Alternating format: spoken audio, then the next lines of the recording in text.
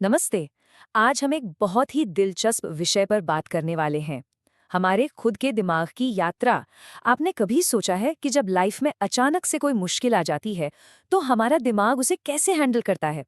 आज की इस चर्चा में हम यही डिकोड करने वाले हैं कि हमारी सोचने का तरीका, यानी हमारा माइंडसेट, हमारी कामयाबी को कैसे तय करता है। तो चलिए बिना देर किए सीधे शुरू करते हैं। अब सबसे बड़ा सवाल ये है, ऐसा क्यों होता है कि कुछ लोग बहुत बड़ी फेलियर के बाद भी डटे रहते हैं, बाउंस बैक करते हैं और आगे निकल जाते हैं, जबकि कुछ लोग बस एक छोटी सी रुकावट आते ही पूरी तरह से हार मान लेते हैं। सुनने में ये सवाल बहुत आम लगता है, राइट? लेकिन इसका असली जवाब विज्ञान और हमारी साइकोलॉजी की गहराइयों में छिपा है। और इस रहस्य से पर्दा उठाया है मशहूर साइकोलॉजिस्ट कैरल ड्वेक ने। उन्होंने एक बेहद क्रांतिकारी कॉन्सेप्ट दुनिया के सामने रखा, जिसे कहते हैं ग्रोथ माइंडसेट या विकास की मानसिकता। आसान भाषा में कहें तो जन्म से हमें जो टैलेंट या बुद्धि मिलती है ना, वो सिर्फ एक स्टार्टिंग पॉइंट है। आपकी असली काबिलियत और हुनर आपकी मेहनत, आपकी लगन और सही दिशा में की गई लगातार कोशिशों से जिंदगी भर बढ़ सकती है। तो आज की इस चर्चा में हम किन चीजों पर बात करेंगे? सबसे पहले माइंडसेट के दो प्रकारों को समझेंगे, फिर देखेंगे हमारे दिमाग की असली पावर क्या है। उसके बाद बात करेंगे अभी नहीं यानी नॉट येट के जादू की। फिर कुछ रियल लाइफ एग्जाम्पल्स देखेंगे और आखिर में जानेंगे कि अपना माइंडसेट बदला कैसे जाए। चलिए सबसे पहले बात करते हैं माइंडसेट के इन दो प्रकारों की। इंसानी सोच मोटे तौर पर दो तरह से काम करती है। एक होता है फिक्स्ड माइंडसेट। ऐसे लोगों को लगता है कि इंसान की बुद्धि फिक्स होती है, उसे बदला नहीं जा सकता। वो अक्सर चैलेंजेस से बचते हैं और मेहनत करने को बेकार मानते हैं, क्योंकि उन्हें लगता है कि टैलेंट तो बस पैदाइशी होता है। और दूसरी तरफ है हमारा ग्रोथ माइंडसेट। ये वो लोग हैं जो मानते हैं कि स्किल्स को डेवलप किया जा सकता है। ये मुश्किलों से घबराते नहीं, बल्कि उनका खुलकर सामना करते हैं और ये अच्छे से जानते हैं कि लगातार कोशिश करने से ही किसी भी चीज़ में मास्टरी हासिल की जा सकती है। और आपको बता दूं, ये कोई हवाई बातें नहीं हैं। ये कॉन्सेप्ट दशकों की साइंटिफिक रिसर्च का नतीजा है, जिसे कैरल ड्वेक ने अपनी शानदार किताब mindset the new psychology of success में बहुत ही बारीकी से समझाया है। एजुकेशन और कॉर्पोरेट वर्ल्ड में आज इस किताब को एक गेम चेंजर माना जाता है। अब आगे बढ़ते हैं और समझते हैं हमारे मस्तिष्क की, यानी हमारे दिमाग की असली पावर को। विज्ञान ने साबित कर दिया है कि हमारा दिमाग बिल्कुल शरीर की किसी मांसपेशी यानी मसल की तरह काम करता है। अब जैसे जिम जाने से या कसरत करने से आपकी मसल स्ट्रांग होती है ना, बिल्कुल वैसे ही जब हम कुछ नया सीखते हैं, थोड़ा स्ट्रगल करते हैं या मुश्किलों से जूझते हैं, तो हमारे दिमाग में नए कनेक्शंस बनते हैं और इससे हमारा दिमाग और भी ज्यादा पावरफुल हो जाता है। इसी को न्यूरोप्लास्टिसिटी कहते हैं। हमारा दिमाग समय के साथ लगातार खुद को बदल सकता है। जब भी आप कुछ नया और मुश्किल सीखने की ठानते हैं और हार मानने के बजाय डटे रहते हैं, तो दिमाग के अंदर ये न्यूरल कनेक्शंस और भी पक्के हो जाते हैं। आपने वो कहावत तो सुनी होगी ना, प्रैक्टिस मेक्स परफेक्ट। ऐसा इसलिए होता है क्योंकि जिन न्यूरल रास्तों का हम बार बार इस्तेमाल करते हैं वो बेहद मजबूत हो जाते हैं, और जिन रास्तों को हम यूज नहीं करते वो समय के साथ कमजोर होकर खत्म हो जाते हैं। इसीलिए याद रखिए, गलतियां करना कोई फेलियर नहीं है, ये तो बस वो डेटा है जिससे हमारा दिमाग कुछ नया सीखता है। चलिए अब बात करते हैं एक बहुत ही दिलचस्प कॉन्सेप्ट की, अभी नहीं या नॉट येट का जादू। कैरल ड्वेक शिकागो के एक हाई स्कूल का बहुत ही कमाल का किस्सा सुनाती हैं। वहाँ क्या होता था कि अगर कोई स्टूडेंट एग्जाम पास नहीं कर पाता था, तो उसे एफ यानी फेल ग्रेड देने के बजाय नॉट येट यानी अभी नहीं का ग्रेड दिया जाता था। इस कोट को देखिए, फेल होने पर कोई भी खुद को लूजर समझने लगता है, लेकिन अभी नहीं का मतलब है कि आपकी सीखने की जर्नी अभी खत्म नहीं हुई है, वो बस चल रही है। इस एक छोटे से बदलाव ने उन बच्चों पर फेल होने के नेगेटिव असर को पूरी तरह से पॉजिटिविटी में बदल दिया। सोचकर देखिए, सिर्फ इस एक छोटे से शब्द अभी नहीं या यट को जोड़ने से कितना बड़ा इम्पैक्ट पड़ता है। अगर आप कहते हैं मैं इस काम में अच्छा नहीं हूं, तो बात वही खत्म हो जाती है, ये एक डेड एंड है। लेकिन अगर आप कहें मैं इस काम में अच्छा नहीं हूं अभी तक, तो गेम एकदम पलट जाता है। यह आपका सारा सेल्फ डाउट मिटाकर आपको आगे बढ़ने की उम्मीद देता है। ये एक ऐसा तरीका है जो किसी के लिए भी लगातार सीखने के रास्ते खोल देता है। अब देखते हैं कि इन सब बातों को हम अपनी डेली लाइफ में कैसे इस्तेमाल कर सकते हैं। हम दूसरों को या खुद को मोटिवेट करने के लिए क्या शब्द चुनते हैं, ये बहुत मायने रखता है। रिसर्च बताती है कि सिर्फ किसी के पैदाइशी टैलेंट या तेज दिमाग की तारीफ करना उतना असरदार नहीं होता जितना कि उनकी मेहनत, उनकी स्ट्रैटेजी और उनके स्ट्रगल की तारीफ करना। यहाँ पॉइंट ये है कि हमारा फोकस सिर्फ फाइनल रिजल्ट पर नहीं, बल्कि वहाँ तक पहुँचने के प्रोसेस पर होना चाहिए। उदाहरण के लिए, किसी से ये कहने के बजाय कि अरे तुम तो इसमें बहुत स्मार्ट हो, अगर आप ये कहें कि इसे समझने के लिए तुमने बहुत कड़ी मेहनत की है, तो ये उन्हें आगे भी ऐसा ही करने के लिए एनकरेज करता है। जन्मजात टैलेंट की नहीं, बल्कि प्रोसेस की तारीफ कीजिए, जैसे कि उनका हार्ड वर्क, फोकस और डटे रहने की आदत।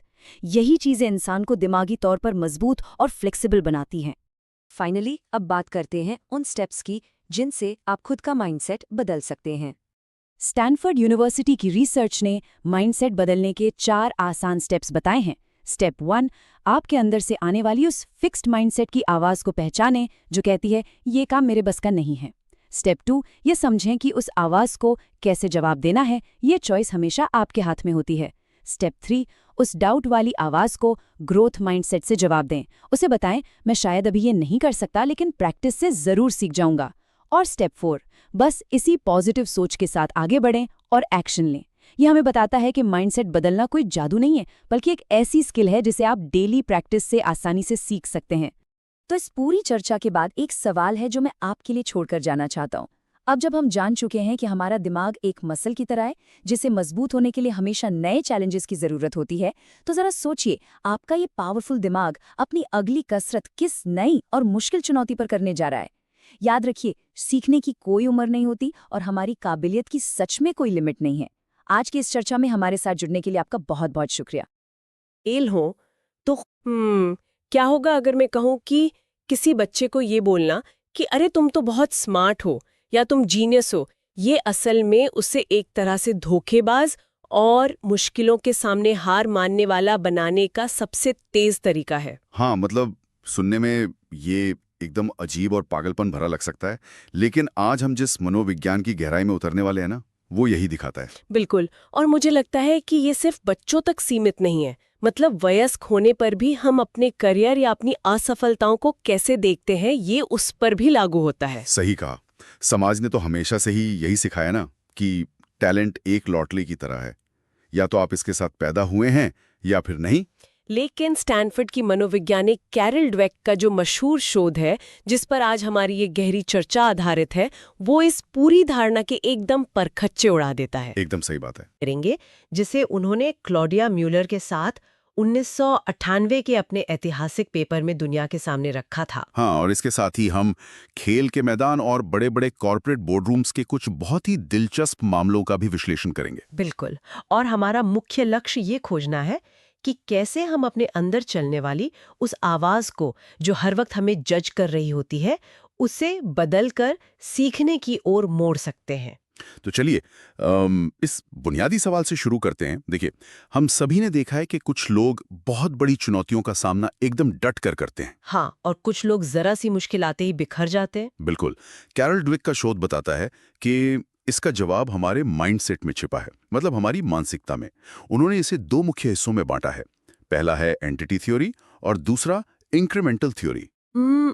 अगर हम इसे आम बोलचाल की भाषा में समझें तो एंटिटी थियरी का मतलब है फिक्स्ड माइंडसेट, है ना? हाँ, एकदम सही। जो लोग इस नजरिए के साथ जीते हैं, उनका मानना होता है कि उनकी बुद्धिमत्ता और उनका टैलेंट पत्थर की लकीर है, मतलब वे जन्म से ही तय हो चुके हैं। और पता है, जब कोई इंसान ये मान लेता है कि उसका टैलेंट फिक्स है, तो उसकी जिंदगी का इकलौता मकसद सिर्फ खुद को साबित करना रह जाता है। मतलब हर काम एक टेस्ट बन जाता उनके लिए। बिल्कुल, वे हर चुनौती को एक टेस्ट की तरह देखते हैं, एक ऐसा टेस्ट जो ये तय करेगा कि वो स्मार्ट हैं या बेवकूफ। मनोविज्ञान की भाषा में इसे परफॉर्मेंस गोल्स कहते हैं। अच्छा, तो उनका फोकस सिर्फ इस बात पर होता है कि दूसरों की नजर में वो कैसे दिख रहे हैं। हाँ, उनका पूरा ध्यान नतीजों पर होता है। मुझे यहाँ ना एक एनालॉजी याद आ रही है। क्या हम कह सकते हैं कि फिक्स्ड माइंडसेट वाले लोग अपने टैलेंट को जूतों के साइज की तरह देखते हैं? जूतों के साइज की तरह? हाँ, मतलब जैसे जूतों का साइज एक उम्र के बाद कभी नहीं बदलता, आप उसी के साथ जीते हैं, आप उसे बढ़ा नहीं सकते। अरे वाह,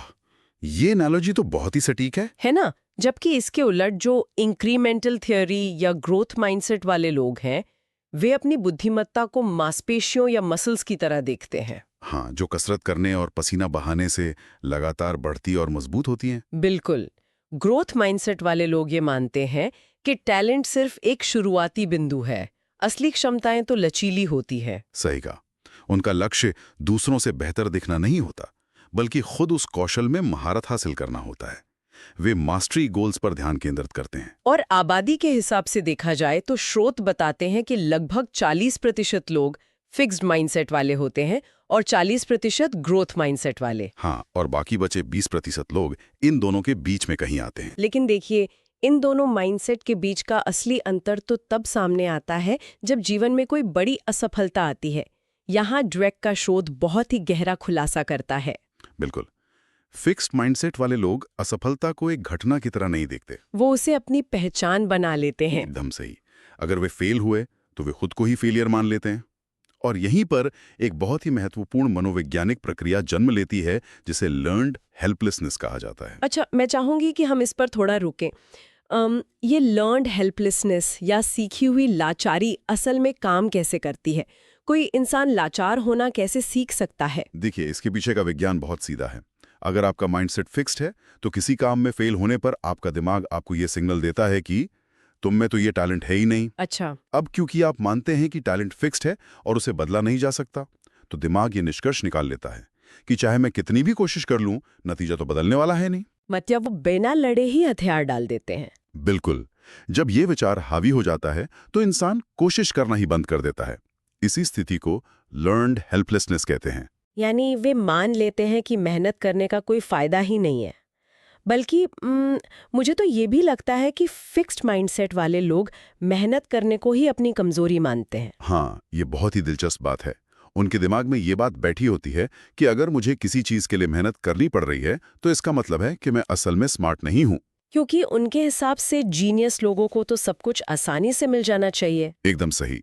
लेकिन अगर हम ग्रोथ माइंडसेट वालों को देखें तो उनके लिए असफलता का मतलब ये नहीं कि वो कमजोर हैं। हाँ, उनके लिए इसका सिर्फ इतना मतलब है कि उनकी कसरत का तरीका गलत था। बिल्कुल। असफलता उनके लिए एक डेटा पॉइंट होती है, एक फीडबैक कि उन्हें अपनी रणनीति बदलने की जरूरत है। ये सब सुनकर मन में ये सवाल उठना तो लाजमी है कि आखिर कोई इंसान इन दोनों में से किसी एक माइंडसेट में बंधता कैसे है। और यहीं से हम उस विषय पर आते हैं जो मेरी नजर में ड्वेक और म्यूलर के 1998 के अध्ययन का सबसे हैरान करने वाला हिस्सा है। आप द पैराडॉक्स ऑफ प्रेज यानी प्रशंसा के विरोधाभास की बात कर रहे हैं ना? हाँ, ये मनोविज्ञान के इतिहास के सबसे शानदार प्रयोगों में से एक है। ड्वेक और उनकी टीम ने 5वीं कक्षा के बच्चों पर 6 अलग-अलग अध्ययन किए। अच्छा, और इसमें उन्होंने बच्चों के साथ पजल्स का इस्तेमाल किया था। सही कहा। उन्होंने बच्चों को क्लासरूम से निकाला और उन्हें हल करने के लिए कुछ पहेलियां दी। पहले राउंड के पजल्स काफी आसान थे। लगभग सभी बच्चों ने उन्हें बिना किसी परेशानी के हल कर लिया। और इसके बाद प्रयोग का वो हिस्सा शुरू हुआ जिसने मतलब सच कहूं तो मेरी रातों की नींद उड़ा दी थी। हाँ, क्योंकि नतीजे ही ऐसे के। तो शोधकर्ताओं ने बच्चों को बेतरतीब ढंग से 2 समूहों में बांट दिया। पहले समूह के बच्चों की सफलता के बाद उनसे कहा गया, वाओ, तुम्हारा स्कोर बहुत अच्छा है, तुम इसमें बहुत स्मार्ट हो। मतलब उनके अक्लमंद होने की तारीफ की गई, जिसे शोध में पर्सन प्रेज कहा गया है। बिल्कुल। और दूसरे समूह के बच्चों से कहा गया, वाओ, तुम्हारा स्कोर बहुत अच्छा है, तुमने इसे हल करने में बहुत मेहनत की है। तो यहाँ प्रोसेस प्रेज दी गई, उनकी मेहनत और प्रक्रिया की तारीफ की गई। एकदम सही। 1 मिनट रुकिए, मुझे आपको यहीं टोकना पड़ेगा। आप कह रहे हैं कि बच्चों को तुम स्मार्ट हो कहना खतरनाक है। हाँ, बिल्कुल। लेकिन ये तो मतलब मॉडर्न पेरेंटिंग और हमारे पूरे एजुकेशन सिस्टम के बिल्कुल खिलाफ है ना? हम समाज में हमेशा यही सुनते आए हैं कि बच्चों को जीनियस या होशियार कहने से उनका आत्मविश्वास बढ़ता है। कैद कर रहे होते हैं। बाप रे। हाँ, और ये बात इस प्रयोग के दूसरे राउंड में पूरी तरह से साबित हो गई। जब बच्चों से पूछा गया कि वे अगले राउंड में कैसा पजल चाहेंगे, कोई ऐसा जो आसान हो और जिसमें वे गलतियां ना करें, या कोई ऐसा जो मुश्किल हो लेकिन जिससे वे कुछ नया सीख सकें। और नतीजे क्या के? जिन बच्चों की स्मार्ट होने के लिए तारीफ की गई थी, उनमें से ज्यादातर ने आसान पजल चुना। वे अपनी उस स्मार्ट वाली छवि को किसी भी कीमत पर बचाना चाहते थे। अच्छा, उन्हें लगा कि अगर उन्होंने मुश्किल पजल लिया और फेल हो गए तो वो स्मार्ट होने का ठप्पा उनसे छिन जाएगा। बिल्कुल सही। लेकिन दूसरी ओर जिन बच्चों की मेहनत के लिए तारीफ की गई थी, उनमें से 90% बच्चों ने मुश्किल पजल चुना। 90%? क्या बात है। हाँ, क्योंकि उनके लिए चुनौती का मतलब अपनी बुद्धिमत्ता को दांव पर लगाना नहीं था, बल्कि कुछ नया सीखना था। ये वाकई में बहुत ही गहरी बात है। मतलब सिर्फ तुम स्मार्ट हो कहने से हमने उस बच्चे पर होशियार दिखने का एक ऐसा बोझ डाल दिया कि उसने जोखिम लेना ही बंद कर दिया। और कहानी का सबसे डरावना हिस्सा तो अभी बाकी है। अच्छा, और भी कुछ है? प्रयोग के तीसरे राउंड में शोधकर्ताओं ने जानबूझकर दोनों समूहों को ऐसे पजल्स दिए जो उनके स्तर से बहुत ऊंचे थे, जिनका हल होना लगभग नामुमकिन था। यानी जानबूझकर उनके सामने असफलता परोसी गई ताकि देखा जा सके कि वे कैसे रिएक्ट करते हैं। एकदम सही। स्मार्ट वाले बच्चे इन मुश्किल पजल्स को देखकर तुरंत निराश हो गए। वे पसीना पसीना हो गए, उनमें गुस्सा दिखने लगा और उन्होंने बहुत जल्दी हार मान ली। क्योंकि उन्होंने मान लिया कि मैं असल में स्मार्ट नहीं हूं। उनका आत्मसम्मान चकनाचूर हो गया होगा। हाँ, लेकिन मेहनत वाले बच्चों की प्रतिक्रिया एकदम अलग थी। वे पजल्स को देखकर उत्साहित हो गए। वे नई नई रणनीतियां लगाने लगे। उन्होंने फेल होने को अपनी पहचान से जोड़ा ही नहीं। और इसके बाद जो आखिरी आंकड़ा ड्वेक के शोध में सामने आया, उसने मुझे पूरी तरह हिलाकर रख दिया था। आप उस झूठ बोलने वाले डेटा की बात कर रही हैं ना? हाँ, प्रयोग के अंत में शोधकर्ताओं ने बच्चों से कहा कि वो एक कागज पर अपने स्कोर लिखें ताकि दूसरे शहर के अनजान बच्चों को बताया जा सके कि ये पजल कितना मुश्किल था। और आपको पता है क्या हुआ? स्मार्ट वाले समूह के 38% बच्चों ने अपने स्कोर के बारे में झूठ बोला। उन्होंने अपने नंबर बढ़ा चढ़ाकर लिखे। इस बात की गहराई को समझना बहुत जरूरी है श्रोताओं के लिए। सिर्फ एक वाक्य, तुम स्मार्ट हो, ने एक 10 साल के बच्चे के आत्मसम्मान को इतना खोखला कर दिया कि असफलता का सामना होने पर उसे खुद को बचाने के लिए बेईमानी का सहारा लेना पड़ा। बिल्कुल। समाज ने उसे सिखा दिया कि उसकी अहमियत उसके नतीजों और उसके स्मार्ट होने में है, उसकी कोशिश में नहीं। यह हमें सोचने पर मजबूर करता है कि हम अनजाने में ही कितने फिक्स्ड माइंडसेट वाले लोग तैयार कर रहे हैं। अब जरा हम सोचें, जब यही बच्चे बड़े होकर समाज में जाते हैं, कॉरपोरेट कंपनियों के सीईओ बनते हैं या बड़े खिलाड़ी बनते हैं, तो ये माइंडसेट कैसे काम करता है? अगर हम खेल की दुनिया का ही उदाहरण लें तो हम पाएंगे कि माइंडसेट का ये खेल हर स्तर पर खेला जा रहा है। माइकल जॉर्डन का उदाहरण लेते हैं। हाँ, बास्केटबॉल के इतिहास के सबसे महान खिलाड़ी। बिल्कुल। लेकिन बहुत कम लोग जानते हैं कि उन्हें उनके हाई स्कूल की बास्केटबॉल टीम से बाहर निकाल दिया गया था। अगर माइकल जॉर्डन का फिक्स्ड माइंडसेट होता तो वे उस दिन उस फैसले को अपनी प्रतिभा का अंतिम सर्टिफिकेट मान लेते। हाँ, वे खुद से कहते शायद मुझ में वो टैलेंट नहीं है और बास्केटबॉल छोड़ देते, लर्न्ड हेल्पलेसनेस का शिकार हो जाते। लेकिन उन्होंने अपने ग्रोथ माइंडसेट का इस्तेमाल किया। रोने या बहाने बनाने के बजाय जॉर्डन ने उस हार को एक फीडबैक की तरह लिया। वे रोज सुबह 6 बजे उठकर अपनी कमियों पर कड़ी मेहनत करने लगे। उनके लिए असफलता का मतलब था कि उन्हें अपनी रणनीति बदलनी होगी। और फिर हमारे पास इसका एकदम विपरीत उदाहरण भी है, जॉन मैकेनरो का। ओहो, मैकेनरो। मैकेनरो को टेनिस के सबसे प्रतिभाशाली खिलाड़ियों में गिना जाता था। उनका टैलेंट इतना स्वाभाविक था कि लोगों को लगता था कि वे पैदा ही टेनिस रैकेट के साथ हुए हैं। लेकिन उनका माइंडसेट पूरी तरह से फिक्स्ड था। हाँ, और 1984 का फ्रेंच ओपन फाइनल इसका सबसे बड़ा गवाह है। मैकेनरो वो मैच इवान लेंडल के खिलाफ खेल रहे थे। जहां तक मुझे याद है, मैकेनरो शुरुआत में हावी थे। वे पहले 2 सेट जीत चुके थे। एकदम सही। लेकिन फिर लेंडल ने वापसी करनी शुरू की। लेंडल एक ऐसे खिलाड़ी थे जो अपने टैलेंट से ज्यादा अपनी जबरदस्त मेहनत और फिटनेस के लिए जाने जाते थे। और जैसे जैसे लेंडल भारी पड़ने लगे, मैकेनरो का फिक्स्ड माइंडसेट सामने आने लगा। यहाँ समझने वाली बात यह है कि जब फिक्स्ड माइंडसेट वाला इंसान हारने लगता है तो उसका पूरा आइडेंटिटी क्राइसिस शुरू हो जाता है। बिल्कुल। उसे लगने लगता है कि अगर वो हार गया तो दुनिया उसे जीनियस नहीं मानेगी। और अपने उस जीनियस वाले ईगो को बचाने के लिए वो क्या करते हैं? वो हार का दोष भारी चीजों पर मढ़ने लगते हैं। हाँ, उस मैच के दौरान रणनीति बदलने के बजाय मैकेनरो ने क्या किया? उन्होंने कोर्ट के किनारे खड़े एक कैमरामैन के हेडसेट से आ रही आवाज को अपनी खराब परफॉर्मेंस का जिम्मेदार ठहरा दिया। मतलब ये तो हद है बहाने बनाने की। बिल्कुल, वे पूरी तरह से आपा खो बैठे थे। ये फिक्स्ड माइंडसेट का एक क्लासिक डिफेंस मैकेनिज्म है। अगर मैं डिस्ट्रैक्ट होकर हारता हूं तो मैं अभी भी जीनियस हूं, लेकिन अगर मैं पूरी कोशिश करके हारता हूं तो इसका मतलब है कि मैं काबिल ही नहीं हूं। तो कोशिश ही मत करो, बस बहाने बनाओ। हाँ, और ये सिर्फ खेल के मैदान की बात नहीं है। कॉर्पोरेट दुनिया में फिक्स्ड माइंडसेट वाली लीडरशिप पूरी की पूरी कंपनियों को तबाह कर सकती है। सही कहा।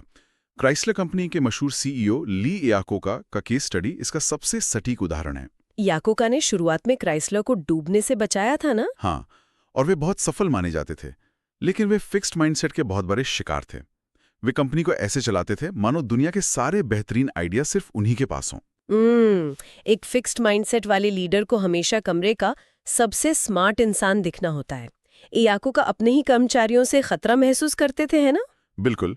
उन्हें लगता था कि अगर किसी और का आइडिया सफल हो गया तो उनकी अपनी जीनियस वाली छवि कमजोर पड़ जाएगी। और इसके नतीजे में उन्होंने उन लोगों को किनारे कर दिया जो नई सोच रखते थे, और केवल उन लोगों को बढ़ावा दिया जो उनकी हाँ में हाँ मिलाते थे। मनोविज्ञान की भाषा में कहें तो उन्होंने कंपनी में ग्रुप थिंक पैदा कर दिया। जरूरी है, ये एक ऐसी स्थिति है जहां किसी टीम के लोग शांति और बॉस की सहमति बनाए रखने के लिए अपने आलोचनात्मक विचारों को दबा देते हैं।